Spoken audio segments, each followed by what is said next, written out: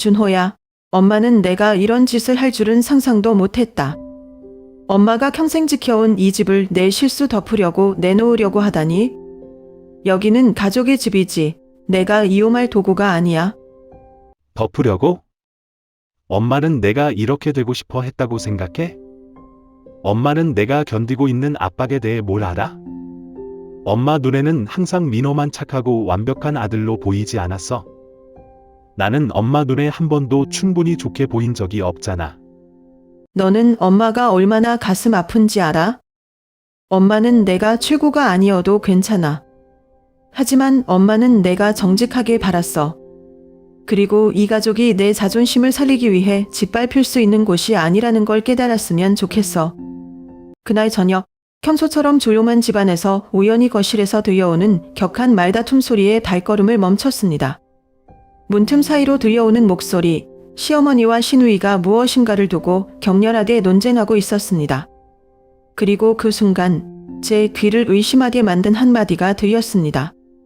그 애가 알면 다 망칠 거야. 심이 멎을 것 같은 그 말은 단순한 언쟁이 아니었습니다. 제가 결혼과 함께 들어온 이 가족의 겉모습 뒤에 감춰진 어두운 진실을 암시하고 있었습니다. 평소 다정해 보였던 시어머니와 당당한 모습을 보이던 시누이의 얼굴 이면에 도대체 어떤 비밀이 숨어 있었던 걸까요? 그들은 무엇을 감추려 했고 왜 제가 그들의 대화 속에서 중심이 되었을까요? 그날 이후 제가 시댁에서 느꼈던 작은 불편함과 어색함이 하나둘씩 명확한 조각이 되어 다가왔습니다. 겉으로는 화목해 보였던 이 가족이 실상은 끝없는 조종과 계산으로 엮여 있다는 것을 깨달았을 때 저는 공포에 사로잡혔습니다. 하지만 더 큰 충격은 제가 그들의 음모와 계획 속의 중요한 도구로 사용되고 있다는 사실이었습니다. 과연 이 악몽 같은 시댁에서 저는 무엇을 해야 할까요? 모든 것을 알게 된 제가 이 가족과 그들의 비밀 속에서 벗어날 수 있을까요? 올해로 65세인 연이라고 하며 40여 년 동안 수민 씨와 함께 살아온 부산의 작은 구석에 삶이 달라붙어 있다. 작은 집은 완만한 경사진 골목 끝에 있고 나무가 우거져 거의 지나가는 사람이 없다. 젊었을 때 매일 아침 나는 수민 씨가 수산시장에 나가는 것을 지켜보았고 나는 두 아이의 아침을 준비하는데 어려움을 겪었다.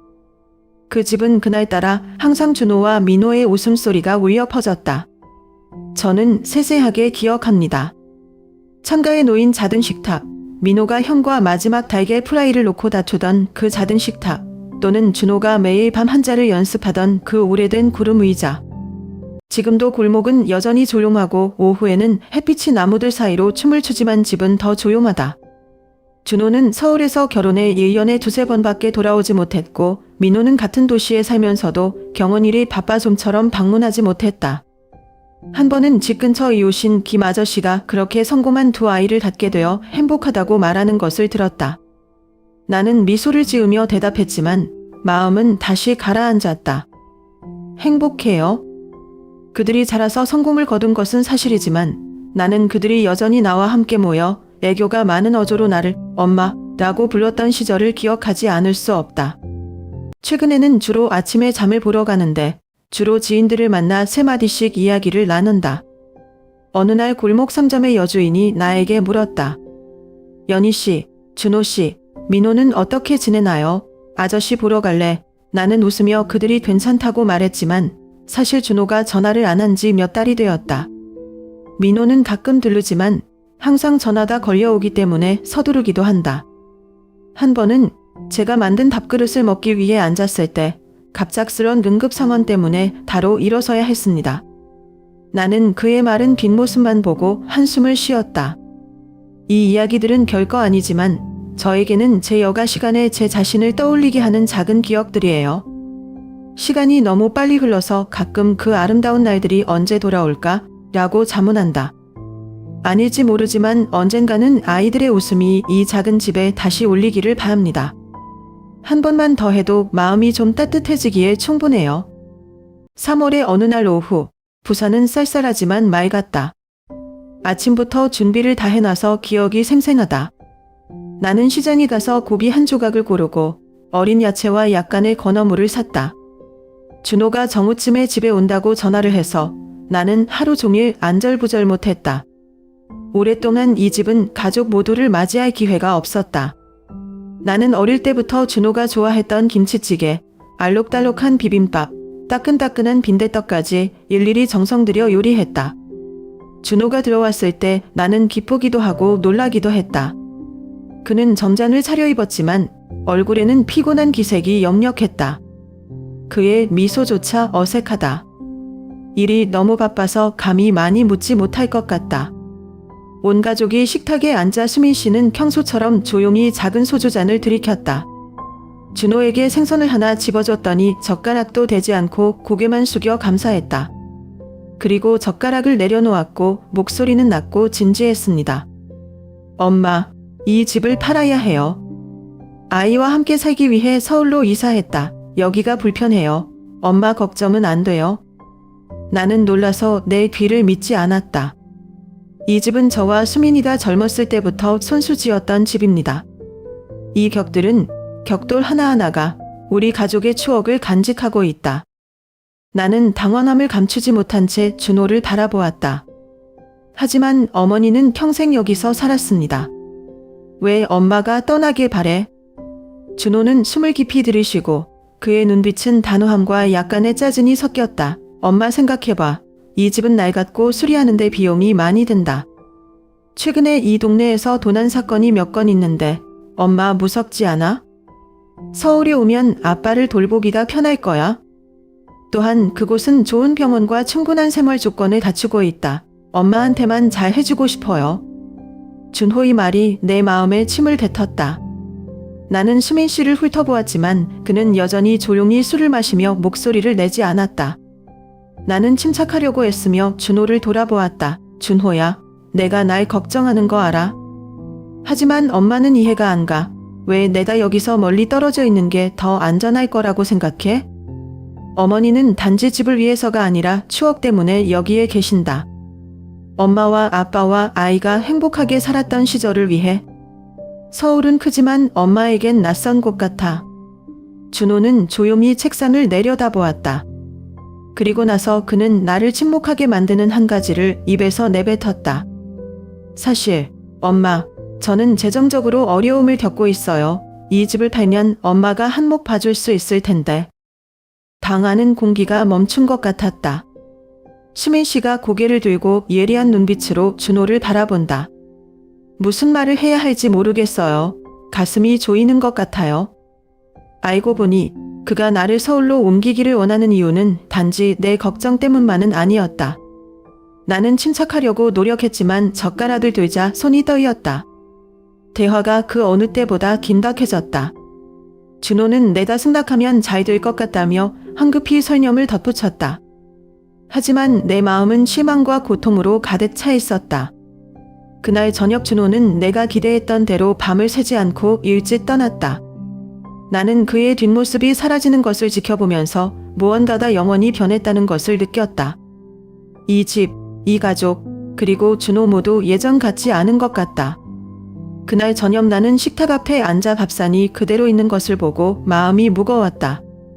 부산의 밤은 고요했고 낡은 창문 틈으로 바람 소리만 들렸다. 잠을 잘 수가 없어요. 준호의 말이 머릿속을 맴돌아서 나를 혼란스럽게 했다.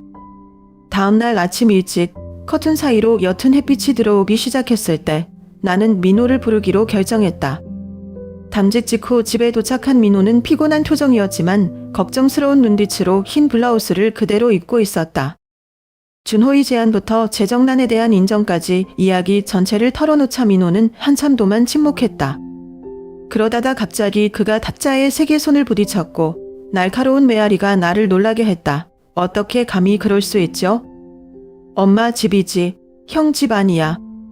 어머니는 이곳을 지키기 위해 얼마나 힘들었을까? 그는 단지 자신의 문제를 해결하기 위해 어머니를 팔라고 요구할 권리가 있을까? 민호는 벌떡 일어나 방 안을 왔다 갔다 하면서 방금 들은 말을 믿을 수 없다는 듯 입을 오물거렸다. 그는 돌아서서 나를 똑바로 쳐다보고 분노와 피로로 인해 충혈된 눈빛을 보았다. 엄마, 그의 말을 따를 필요가 없어요. 필요하다면 어머니를 위해 집을 수리할게요. 얼마가 들든 나는 감당할 수 있다. 장남이라고 해서 모든 걸 결정하게 놔두지 마. 나는 서둘러 다가가 민호의 어깨에 손을 얹고 안심시키려고 노력했다. 엄마는 동의하지 않았다. 나는 단지 너의 의견을 듣고 싶다. 그렇게 화내지 마. 그러나 민호의 눈빛은 여전히 분노를 사귀지 못했다. 그는 항상 그래왔고 항상 자신이 모든 것을 통제할 수 있다고 생각했다. 하지만 이번에는 그가 틀렸다. 완전 땡. 나는 민호가 이렇게 격렬하게 반응하는 것을 본 적이 없다. 그는 항상 침착하고 적당히 지키는 사람이었지만 이번 일은 그를 정말 폭발시켰다. 아직 진정되지 않은 민호는 병원에서 걸려온 전화를 받고 급히 떠나야 했다. 문을 나서기 전에 그는 나를 돌아보고 걱정으로 가득 찬 눈빛을 보냈다. 엄마, 걱정 마세요. 마음에 들지 않는 일을 시키게 놔두지 않을게요. 나는 두 형제 사이에 보이지 않는 장벽이 형성되어 있는 느낌의 응접실에 앉았다. 제가 항상 양보자라고 생각했던 민호가 그렇게 치열해졌어요. 그 후 며칠 동안 집안 분위기는 더욱 긴장되었다. 준호는 다시 전화를 걸어 나를 다시 설득하려 했지만 말투가 다르고 다소 심술궂었다. 엄마, 저는 단지 엄마와 아빠를 걱정하고 있어요. 엄마가 왜 민호한테 얘기했어? 얘는 내 상황을 몰라. 나는 침착하려고 노력하며 대답했다. 준호, 엄마는 민호를 숨길 수 없어. 가족 이야기인데 너희 둘 다 들어야 돼. 준호는 한숨을 쉬었으나 이번에는 더 이상 말을 하지 않았다. 며칠 후 민호는 집 수리에 관한 몇 가지 서류를 가지고 다시 들렸다. 지붕 교체, 격도장부터 배관 공사까지 각 항목을 조심스럽게 설명한다. 그의 헌신적인 모습을 보니 감동받을 수밖에 없었지만 부담스럽기도 했다. 두 아들 사이의 갈등은 나를 그 어느 때보다도 더 불안하게 했다. 엄마가 되어 저는 그들 중 누구도 상처받지 않기를 바랍니다. 그러나 나는 능숙하게 다루지 않으면 이 균열이 영원히 치유되지 않을 수 있다는 것을 잘 알고 있다. 저는 마음속으로 이런 질문을 하기 시작했습니다. 어떤 결정이 옳은 것일까요? 평생 집을 유지할까요? 아니면 저도 잘 이해하지 못하는 이유로 안전구역에서 나갈까요? 서울 초 어느 날 아침, 새로운 햇빛을 맞기 위해 거실을 청소하던 중 편지 더미에 이산한 봉투가 섞여 있는 것을 보고 손이 갑자기 멈췄다. 그 편지는 며칠 전에 온 것 같았지만 나는 주의를 기울이지 않았다. 궁금해서 열어보니 첫 글거에 긴급금 첨부서 라는 문구가 떠올라 온몸이 싸늘해졌다. 받는 사람의 이름은 준호이고 회사 주소는 서울에 있습니다. 나는 종이를 들고 모든 단어를 읽었지만 심장이 꽉 조이는 것 같았다. 준호의 금융회사들이 막대한 빚을 지고 있어 제때 갚지 못하면 타산위기에 처할 것이라고 서한은 경고했다. 나는 마음이 무거워 의자에 주저앉았다. 준호의 상황이 이렇게까지 나쁜 줄은 몰랐다. 내 눈에는 준호가 항상 자신감 있고 씩씩하고 내가 의지할 수 있는 장남이었다. 그러나 이제 그가 이전에 말했던 집을 탈고 서울로 이사한 것은 갑자기 그 어느 때보다 명확해졌다. 이 착잡한 마음을 유지할 수 없어서 바로 민호에게 전화를 걸었다. 민호가 도착했을 때는 이미 날이 저물고 있었다. 그는 퇴근하자마자 표정이 수척해졌지만 내가 편지를 건네줄 때 눈빛이 심각했다.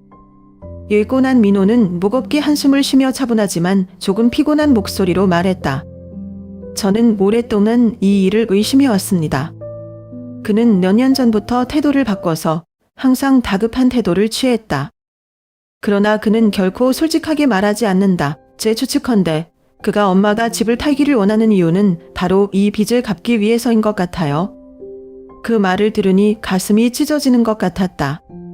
엄마가 되어 나는 결코 내 아이에 대해 나쁘게 생각하고 싶지 않다.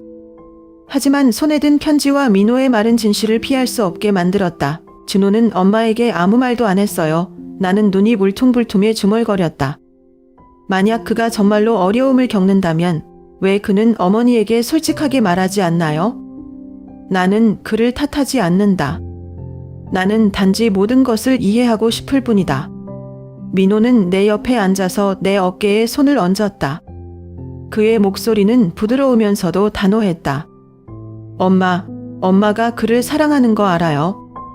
하지만 나는 그가 체면 때문에 모든 것을 숨기려고 노력하고 있다고 생각한다. 그는 어머니를 실망시킬까봐 두려웠지만 이런 식으로 일을 더 악화시킬 뿐이었다. 엄마가 지금 집을 팔면 평생의 착을 잃을 뿐만 아니라 그를 도울 수 없을 것이다. 이 부채는 너무 커서 집값만으로는 해결할 수 없다. 나는 민호를 쳐다보았고 마음이 엉망이 되었다. 아들이 위험에 처했을 때 제가 어떻게 팔짱을 끼고 지켜볼 수 있을까요? 하지만 민호의 말대로 집을 파는 것은 물질적인 것뿐만 아니라 나와 남편의 추억까지도 사는 것이다. 민호는 계속 목소리를 낮추었다. 엄마, 제가 그에게 솔직하게 말해야 할 것 같아요.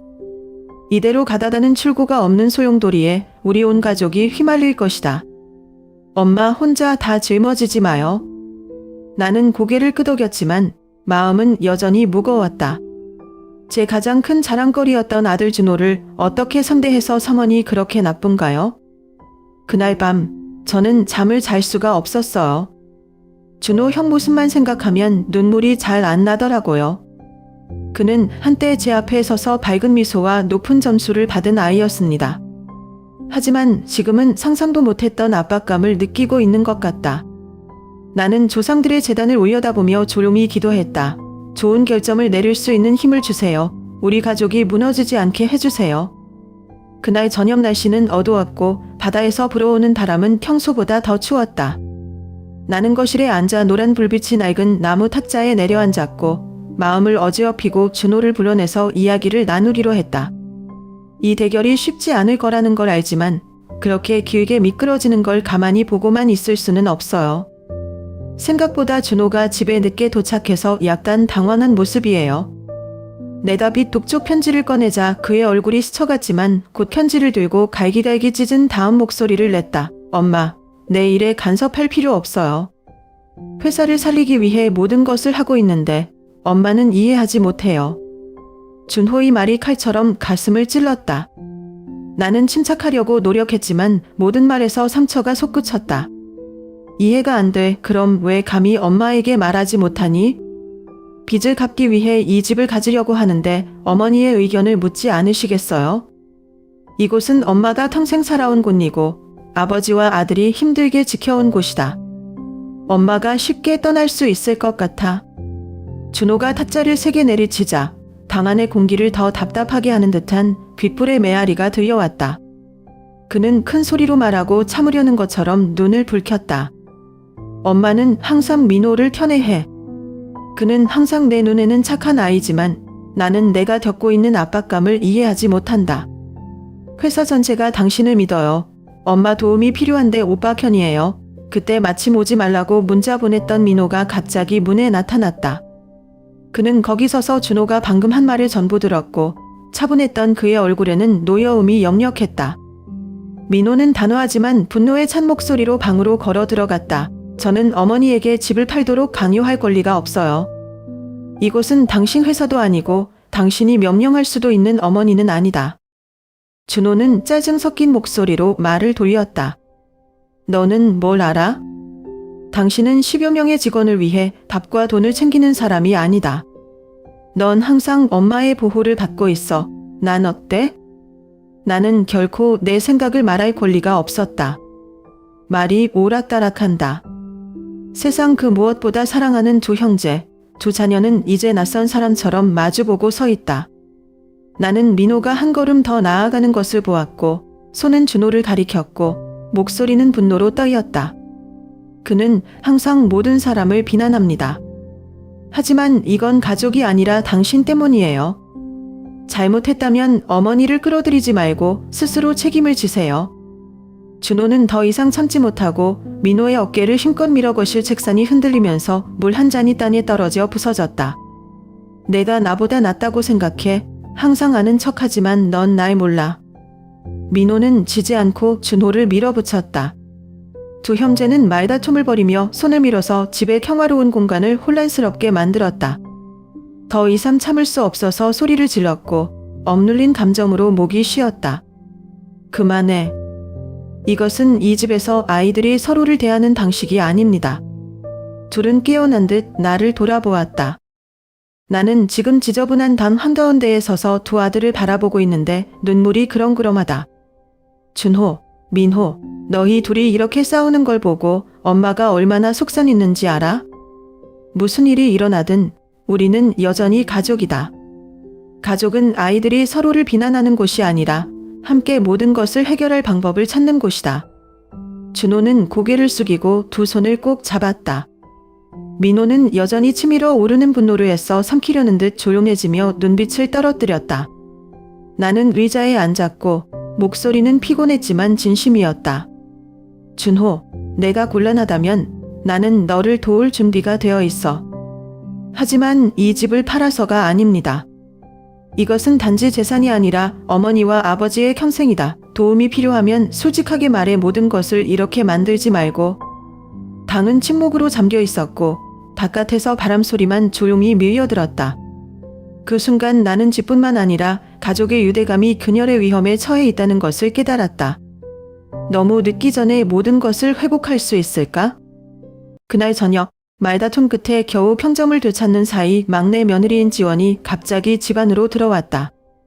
긴장된 공기와 바닥에 흩어진 잔을 보자 지원이 멈췄다.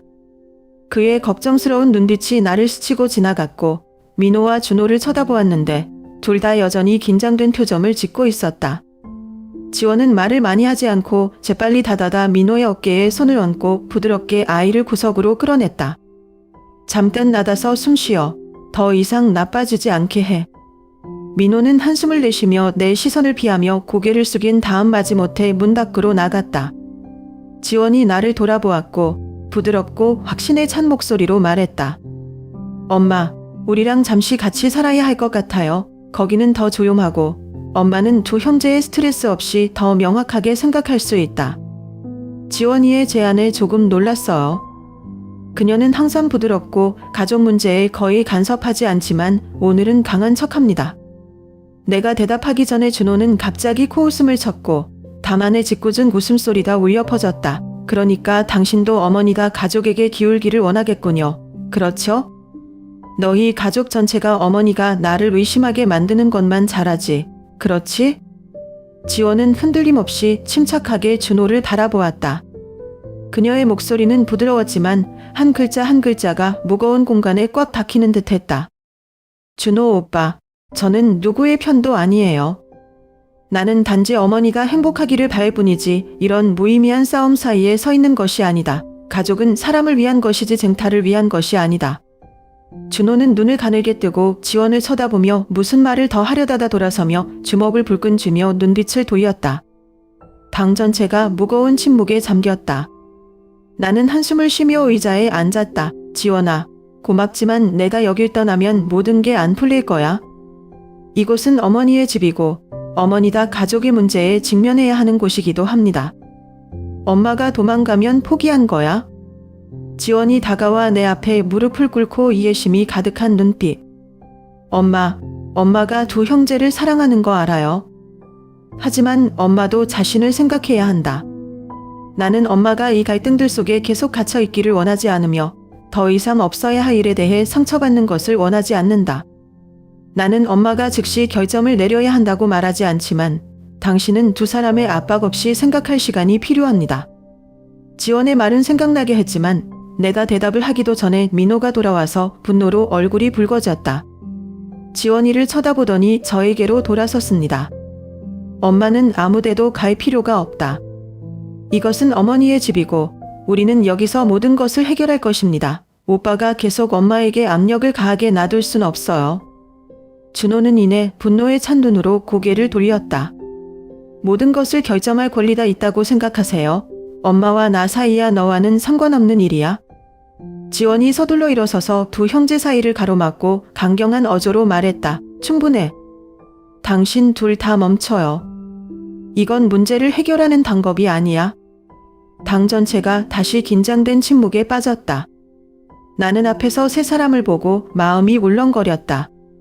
가족을 결속시키려고 생각했던 자녀와 며느리는 이제 서로 오해하고 논쟁하고 있습니다. 애들아, 제발. 제가 떨리는 목소리로 말했습니다. 혼자 생각하게 해주세요.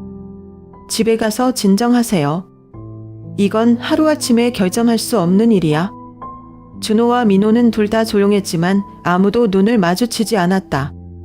지원이 민호의 손을 잡아 끌며 조용히 말했다. 형, 우리 돌아가자. 엄마를 쉬게 해. 사람들이 떠날 때 나는 텅 빈 집에 혼자 앉아 있었다. 아직 행복했을 때 가족의 이미지가 머리에 떠올라 눈물을 참지 못하고 떨어졌습니다. 엄마가 되어 나는 단지 아이들이 서로 사랑하기를 원한다.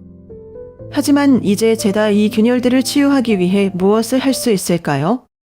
평생을 살아온 집을 떠난 아침, 부산 하늘은 울적해 내 기분을 반영하는 듯했다. 나는 많은 가구를 들여놓지 않고 단지 몇 벌의 옷과 필수품들을 다지고 왔다. 시민 씨는 이 심한 이별을 목격하는 것을 피하기 위해 민호가 먼저 데려갔다. 민호와 지원이 자기들 아파트에 작은 방 하나를 미리 치워놓고 평소 자상함이 돋보이는 지원이는 매일 아침잠을 피울 수 있도록 푹신한 침대부터 작은 재단까지 모든 것을 어디론가 정리했다. 엄마만 편하면 돼요. 지원이 진심 어린 눈빛으로 말했다. 근데 이사 온 바로 다음날 갑자기 준호 씨가 화난 얼굴로 나타나서 그는 집에 들어와 나와 민호를 보며 큰 소리로 말했다. 엄마가 진짜 민호를 뽑았어. 내가 가장 필요할 때 엄마가 날 내버려 두니? 내가 겪고 있는 고통은 생각 안 해. 준호의 말은 나를 따끔하게 했지만 나는 침착함을 유지해야 한다는 것을 알았다. 나는 손을 꼭 잡고 낮은 목소리로 말했다. 준호, 엄마는 날 떠나지 않아. 하지만 엄마는 아이들의 모든 문제를 해결하기 위해 계속 살 수는 없다. 엄마는 늙었고 평화도 필요해. 준호는 피식 웃었지만 조롱보다는 쓴웃음이었다. 평화? 그래서 엄마는 나를 떠나고 나 혼자 모든 것을 직면하도록 내버려두는 것이 나를 돕는 방법이라고 생각해? 엄마, 제가 회사를 무너뜨리지 않기 위해 지칠 때까지 일했다는 거 알아요? 그리고 내가 가장 신뢰하는 어머니, 지금 나를 다시 떠나십니까? 민호는 일어나서 날카로운 목소리로 말했다. 준호 씨, 당신은 당신의 문제로 어머니를 계속 탓할 수 없습니다. 어머니는 평생의 형제들을 부양하기 위해 희생하셨고, 이제는 어머니가 쉬셔야 할 때입니다. 자기 일에 대처하지 않으면 절대 이겨내지 못할 거야. 나는 민호를 막기 위해 손을 들고 상황을 진정시키기 위해 부드러운 어조를 유지하려고 노력했다. 준호, 나는 내가 겪고 있는 것을 이해한다. 하지만 어머니가 예전 집에 머무르면 가족들에게 스트레스를 주는 것 외에는 도움이 되지 않는다. 너는 자신을 돌아볼 필요가 있다. 엄마는 항상 여기 계시지만 너는 내 일을 해결하기 위해 스스로 일어나야 한다. 엄마는 너 대신 못 살아. 준호가 나를 쳐다보는데 실망스러운 눈빛과 고통이 섞였다. 그러면 엄마는 그냥 엄마의 평화롭게 살아요. 넌 필요 없어. 라고 말했죠. 그는 뒤돌아보지 않고 떠났습니다. 나는 의자에 주저앉았고 눈물이 멈추지 않았다. 지원이 급히 다가와 부드럽게 위로했다. 엄마, 저는 그가 단지 너무 긴장한 것 같아요. 엄마가 나한테 등을 돌리지 않았다는 걸 그에게 이해할 시간을 줘. 그날 이후 저는 이원잠을 쓰기로 결심했습니다. 이렇게 빨리 할 줄은 꿈에도 몰랐습니다. 이원장에서 저는 두 자녀에게 집을 한 가지 조건으로 남겨두었습니다. 집은 어려운 사람들을 돕기 위해 남겨져야 했습니다. 지역사회센터, 필요한 사람들을 위한 임시거처, 또는 그들이 생각할 수 있는 모든 것을 돕기 위해 말입니다. 다 끝나면 민호랑 지원이 불러서 설명을 해요. 나는 말했다. 얘들아, 나는 그 집이 우리 가족의 분열의 원천이 되도록 내버려 둘 수 없어. 그곳은 사랑이 담긴 곳이지 분쟁이 아니다. 가족의 감정을 유지하는 데 사용할 수 없다면 다른 사람들이 희망을 찾을 수 있도록 돕는 데 사용하세요. 민호는 말없이 내 손을 잡았지만 눈빛에는 깊은 동정이 담겨 있었다. 지원은 고개를 끄덕이며 부드럽게 대답했다. 엄마, 무슨 말인지 알아요. 준호가 알게 될 거라 믿는다. 아무리 오래 걸려도 준호는 내가 하는 일이 포기하는 것이 아니라 가장 소중한 것, 즉 가족을 지키기 위해 하는 일임을 알게 되기를 은근히 기도했다. 민호와 지원이와 함께 지낸 날들은 평화롭게 지나갔지만 마음속 깊은 곳에서는 후련함이 느껴지지 않았다. 아침에 지원이와 함께 아침 식사를 치울 때 익숙한 실루엣이 나오길 바라면서 조용히 창밖을 내다보곤 했다. 저녁에 수민 씨가 텔레비전을 보고 앉아있을 때 나는 다시 옆에 앉았지만 마음은 옛짓. 준호 씨, 그리고 아직 분명하게 말할 수 없는 것들에 대해 떠돌았다. 어느 날 오후 나는 서울에서 온 우편물을 받았다. 준호 씨의 회사에 대한 기사가 실린 신문이었다. 준호 금융회사가 도산할 지경에 이르렀고 CEO는 논평을 거부했다. 는 헤드라인이다. 나는 신문을 들고 손을 떨며 무력감을 느꼈다. 더 이상 가만히 있을 수가 없어요. 그날 저녁 민호와 지원이가 하루 일과 후 돌아왔을 때 제다 신문을 들고 민호에게 건네주었습니다. 읽어보고 긴장한 얼굴. 민호의 어깨에 가볍게 손을 얹으며 등 뒤에 서 있던 지원이 말했다. 우리는 뭔가를 해야 한다. 어쨌든 그는 당신의 형이에요. 그리고 엄마, 계속 이렇게 걱정하면 안 돼요. 민호는 침묵했고 준호에게 분명히 화가 났지만 고개를 끄덕였다. 저는 그를 보러 갈 것이지만 어머니는 너무 간섭하지 않겠다고 약속해야 합니다. 이건 그의 문제이고 나는 그가 스스로 책임을 져야 한다고 생각한다. 다음날 민호는 서울로 올라갔다. 나는 그의 여행이 가족의 상처를 조금이라도 치유하는데 도움이 되기를 조용히 기도할 뿐이다. 하지만 민호가 늦은 밤에 돌아왔을 때 그의 얼굴에는 실망감이 역력했다. 그는 저와 이야기하기를 거부했습니다. 어머니.